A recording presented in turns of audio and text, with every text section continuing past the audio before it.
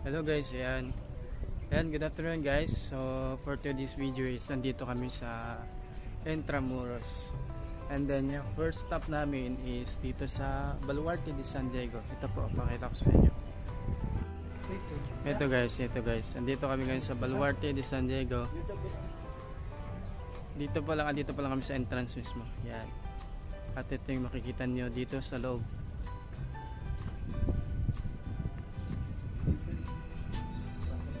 Ayan. And then as usual kasama ko si paring Randy at saka si paring Amir. Ayan mga dyan. Yan. Ayan. So akit kami sa taas guys kasi meron yung view dito is parang paakyat. So ayan. Akit muna kami. Tingnan natin yung kung ano meron dito sa taas. Yan. So kumbaga may hagdanan siya pa taas. Hohoy.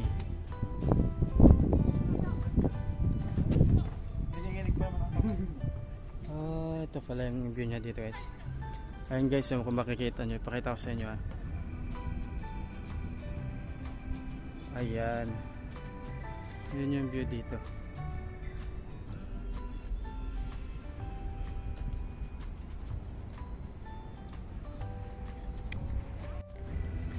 So ayun na nga guys, kung pupunta pala kayo dito guys, dito sa Baluarte de San Diego, meron ditong entrance.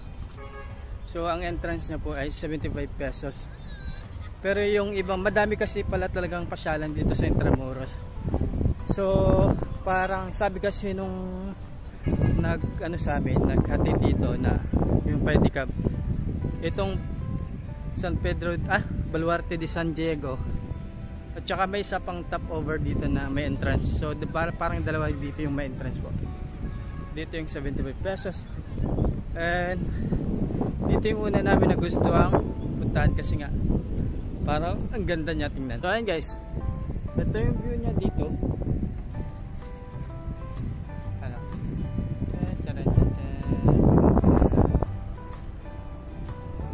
So ito talaga yung ano niya dito guys, view.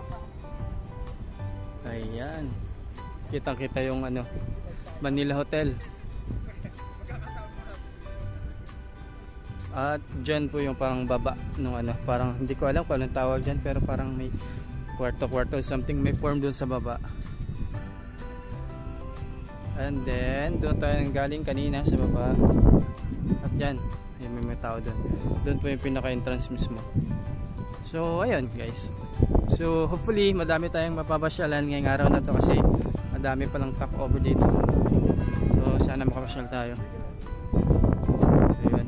So meron pa siyang papunta doon.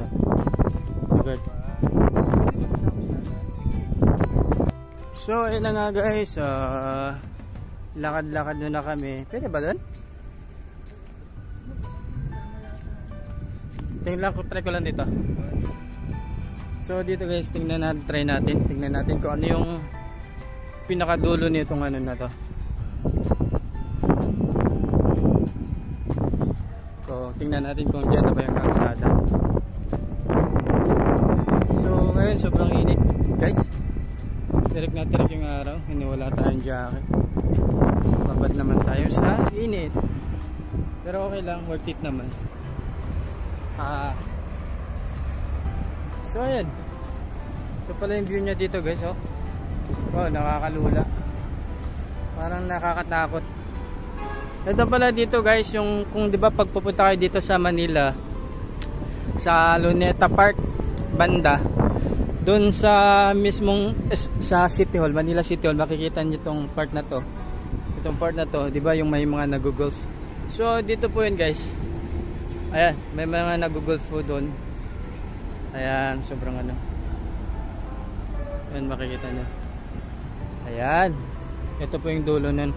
So konting ingat lang po tayo dito guys, kasi konting pagkakamali lang, possible tayong pwede na malaglag dito. Ayan ito na po yung edge nitong tinatapakan natin ngayon. Medyo mataas to, medyo nakakalula. Kaya ingat po yung mga pupunta dito. So ayan. So yun na nga guys. So nakipakita ko naman sa inyo yung dulo nitong ano no, nung pasyalan dito. Kaya yan yung baba niya. So ayun, tara. Lakad na naman tayo papunta doon sa kabila. Kasi yung kasama ko andun na sila. Ang masasuggest ko lang, mas maganda siguro pag pumunta kayo dito ng hapon. Medyo makulimlim na para hindi ganun katirik yung araw. Kasi dito kasi walang masyadong shelter, walang mapag-anuan. Walang masyadong papagsilungan doon lang sa baba. So ayun guys, andun sila sa taas. So ayun, akit kayo dyan. Gusto nyo umakyat? Sige, pasok mo yan dyan. Medyo yung ano nga dito, kailangan mong pumatong-patong para matingnan mong dulo nitong pasyalan dito sa Baluarte de San Diego. Okay. At ito yung view niya dito sa kabilang side naman. Tingnan mo. Malalim yan guys, malalim. Hindi lang masyado makita dito pero sa tingin ko aabot to ng mga kulang-kulang 20 feet yung taas. Kulang-kulang 20 feet. Ayan. So ayun guys, sarap lang ng ano ngayon, kahit medyo mainit pero okay lang kasi medyo mahangin naman. Ayan. At dito mapapansin nyo, makikita yung lungsod ng Maynila. Ayan, andyan makikita nyo. So ayun nga guys, so dito na side makikita nyo, diba? Ano dyan, bangin. Kaya wag tayo dyan, dito tayo sa ano, kasi pag nahulog tayo sa bangin walang sasalo sa atin. Kaya dito lang tayo guys, dito lang tayo, pupush up tayo. Ginawa ko na push upan dito. So ayun.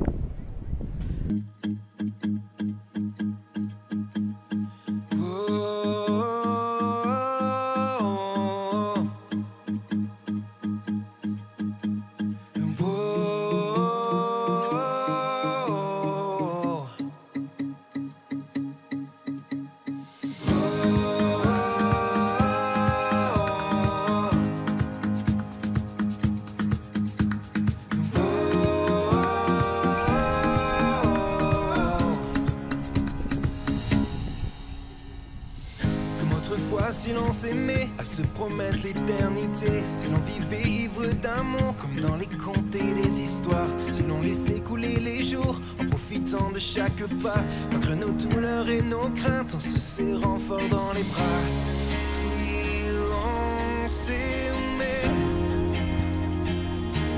encore une fois, si l'on s'aimait.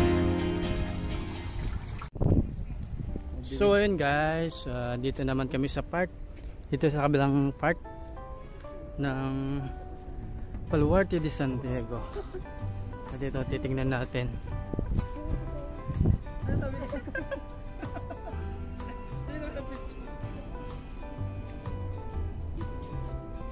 So ayun guys, so dito meron tayong nakikitang mga namamasyal, mga foreigner. Ayan, yan sila. So doon pala yung babaan kanina. Hindi natin kanina napuntahan. Doon sabi natin pupunta doon pala. So ayan guys, dito tayo banda sa may comfort room. So pag pupunta kayo dito sa Baluarte de San Diego, meron kayo makikitang comfort room. So no need to worry pag nasa-share kayo kasi dito meron. May pang PWD, pang babae tsaka pang lalaki.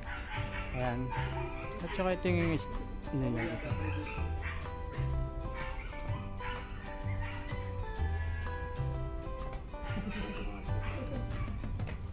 Anong meron doon?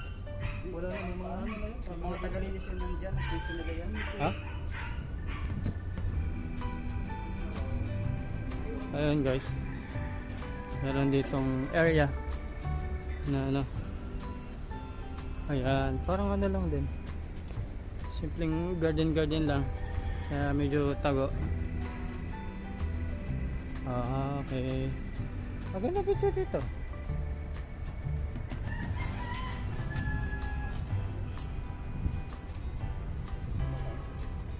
Kaya kakaiba to. Ayan guys, makita niyo kakaiba. Diba?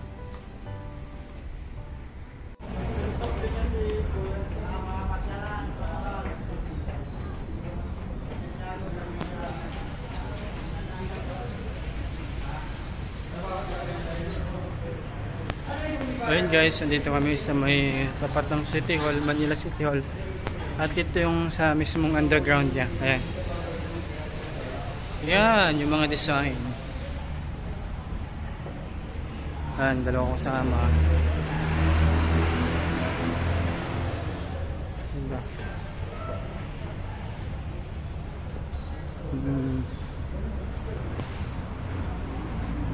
Diba?